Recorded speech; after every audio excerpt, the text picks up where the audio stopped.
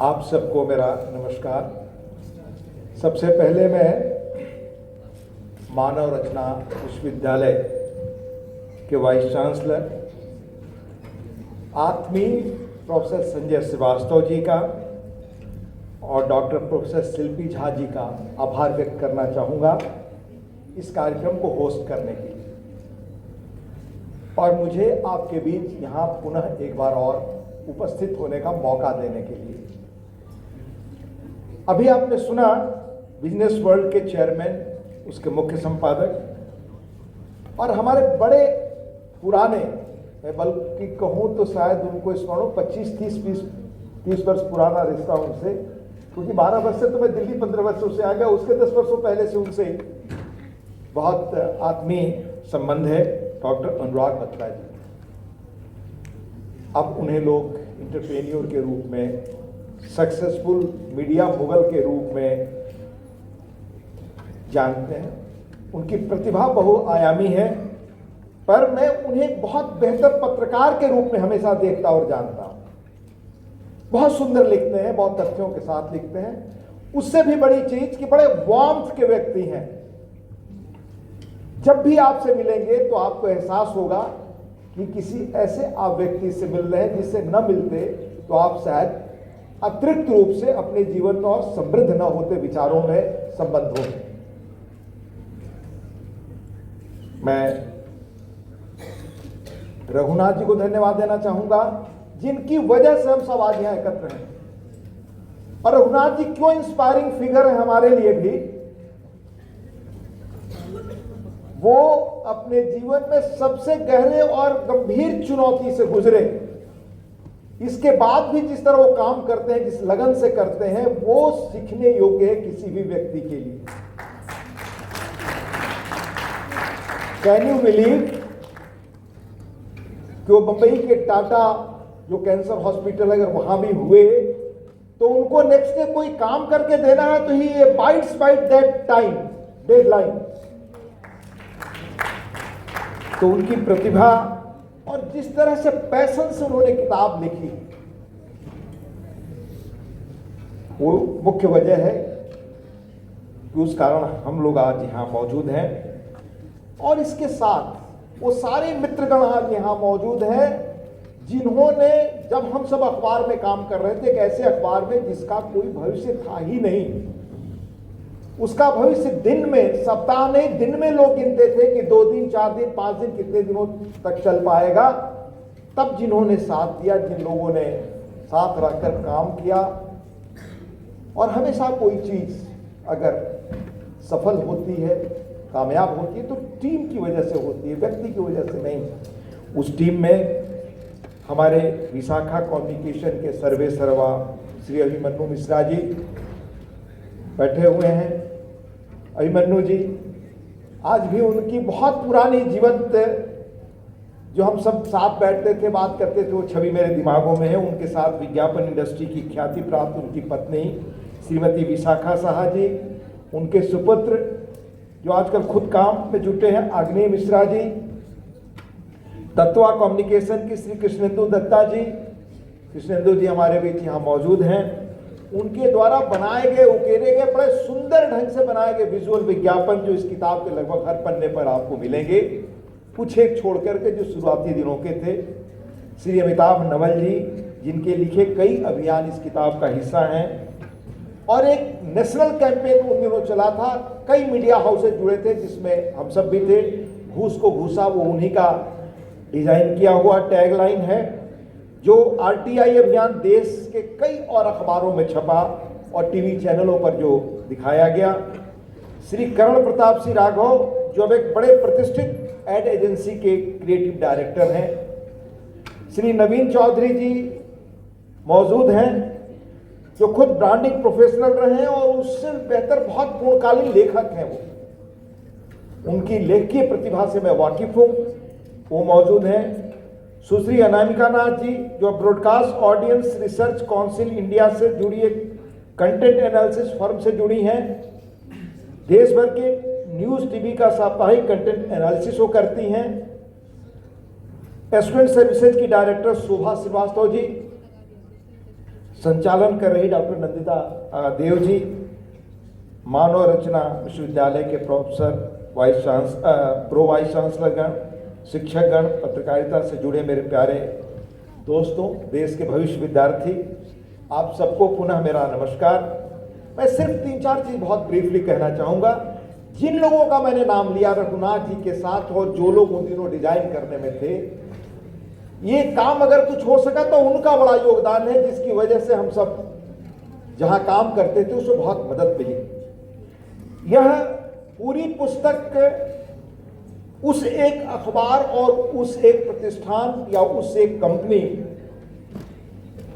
का विवरण है, जिसमें जब काम की शुरुआत हुई तो उसके पास कोई संसाधन नहीं थे कि उसका कोई भविष्य दिखाई दे। तब कैसे काम संभव हुआ, ये उसका विवरण है। ये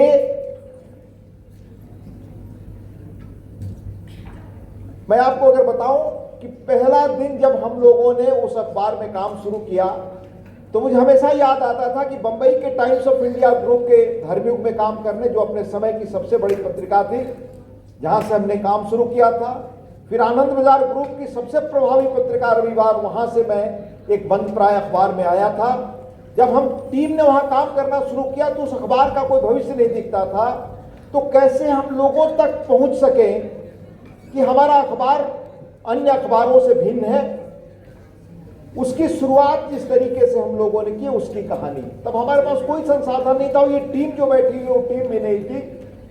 तो अखबार छपने से जो कागज बच जाया करता था, बहुत छोटा कागज जो बाद में वेस्ट में बिकता था, उस कागज पर पैम्पलेट छाप करके कैसे लोगों के बीच हम लोगों ने कम्युनिकेट करना शुरू किया कि how this newspaper is different from others. उस एक मामूली शुरुआत से कैसे हम सबने जगह बनाई, और वहां देश के बड़े प्रतिष्ठित और एस्टेब्लिश न्यूज़पेपर से जिनके बीच हमें काम करना था।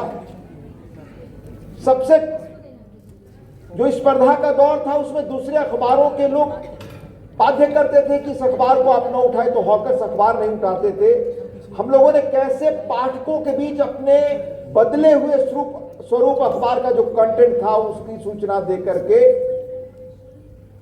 पाठकों से डिमांड क्रिएट कराया, उसकी कहानी है। इसमें कई अनेक प्रसंग हैं, पर मैं उस पर बताने के बजाय दूसरी बात कर, क्योंकि नवीन जी से बात होनी है, उसमें बहुत सारी चीजें सामने आएंगी। मैं कहना चाहूंगा आपसे कि आप नौजवान बच्चे जो आज की तारीख में आप अपना करियर शुरू करना चाहें, तो क्या मौका है आपके पास, क्या अवसर है इस टेक्नोलॉजिकल वर्ल्ड में। मैं आपको उल्लेख करूं कि जब मैं नौकरी की शुरुआत कर रहा था 1978-80 में Bambai Times of India group में, तो बहुत एक मशहूर किताब हमने पढ़ी एल्विन टॉफलर की फ्यूचर शॉक। और जरूर आप लोग एल्विन टॉफलर, हेडी टॉफलर ने मिलकर के 3-4 किताबें लिखी। हेडी टॉफलर उनकी पत्नी थी।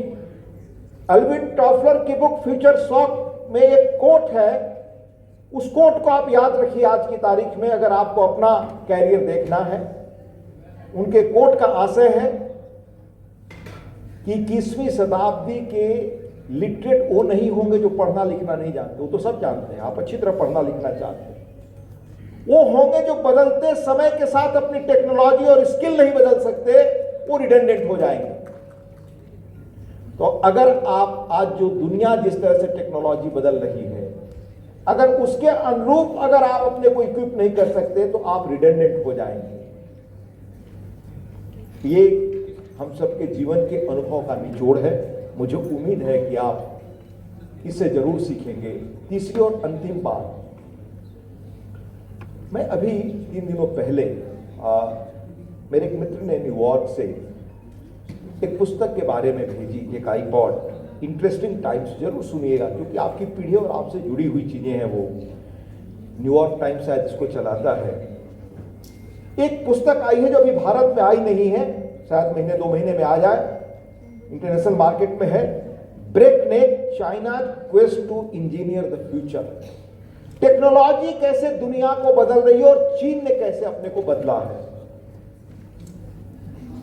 मुझे उसे जानकर आश्चर्य हुआ कि पॉलिसी मेकिंग में कैसे चीन ने शुरू से शुरुआत की। उनके यहाँ 2002 तक जो उनकी पॉलिट ब्यूरो मेंबर थी, पॉलिट ब्यूरो ही वहां सब कुछ तय करता है, उसमें से 9 के 9 सदस्य सिविल इंजीनियरिंग के बैकग्राउंड से। वो कहते हैं यूएस के बारे में वो बातचीत है कि आज यूएस दुनिया को कंट्रोल करेगा या चाइना करेगा। ये किताब उसी पर संबंधित है। तो उसमें कहते हैं यूएस के बारे में जो क्वेश्चंस कर रहे हैं वो, I contrast that with the lawyer society of the United States, the lawyerly society, यानी वकालत करने वाली, तर्क करने वाली सोसाइटी या समाज of the United States is really good at stopping a lot of things. वो हर चीज को रोक देना, बंद करा देना, ठहराव पैदा करना वो बहुत अच्छी तरह जानती है। US does not have functional infrastructure almost anywhere, I would say. किस तरह के वो आविष्कार अपने यहां कर रहे हैं।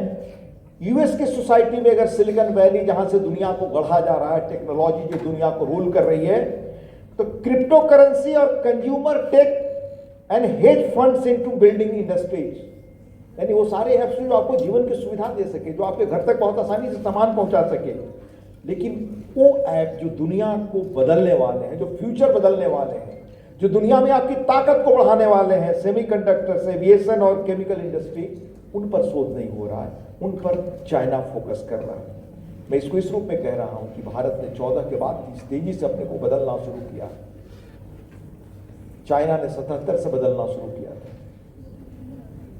अगर आज की तारीख में मुझे पत्रकारिता करने का मौका मिला, जिसका उल्लेख कर रहे थे हमारे आपने सुना यहाँ हमारे मित्र अनुराग बत्रा जी की पत्रकारिता का आकर्षण अब भी है।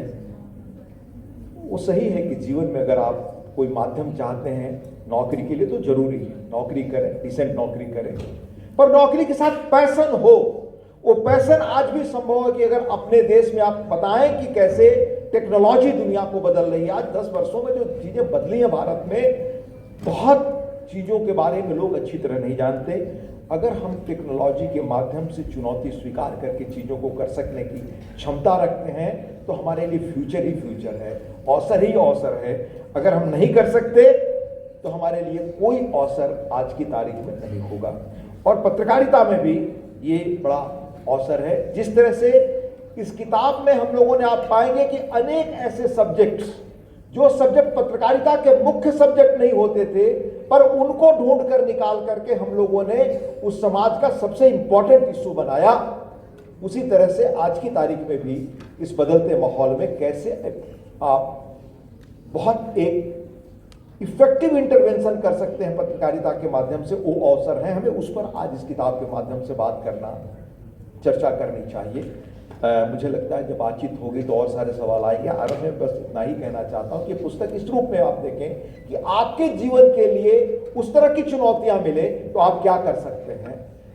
किसी चीज की आलोचना बहुत आसान है, करना सबसे कठिन है। अगर आपने जीवन में नया रास्ता चुना है, अगर आपने कुछ नया करने का, इनोवेट करने का संकल्प लिया है, तो आपके सामने रास्ते हैं। मुक्तिबोध एक बड़े मशहूर कवि हुए हिंदी में, उन्होंने एक पंक्ति कही थी, एक पांव रखता हूं 1000 राहें फूट पड़ती है। अगर ये क्षमता आप में है तो आपके लिए फ्यूचर चुनौती नहीं है, आप फ्यूचर को अपने अनुसार ढाल सकते हैं। यही इस किताब का संदेश है। और रघुनाथ जी ने जिस तरह से इसमें परिश्रम करके बहुत सुंदर ढंग से चीजों को इफेक्टिवली रखा है, उससे आप अपने समय की चुनौतियों को कैसे हल करें और अपनी जगह बनाए, छाप छोड़े, ये आपके लिए इसी से यही मैसेज मिलता है। मैं उन्हें भी बहुत धन्यवाद देता हूं और आप सबको भी बहुत बहुत धन्यवाद।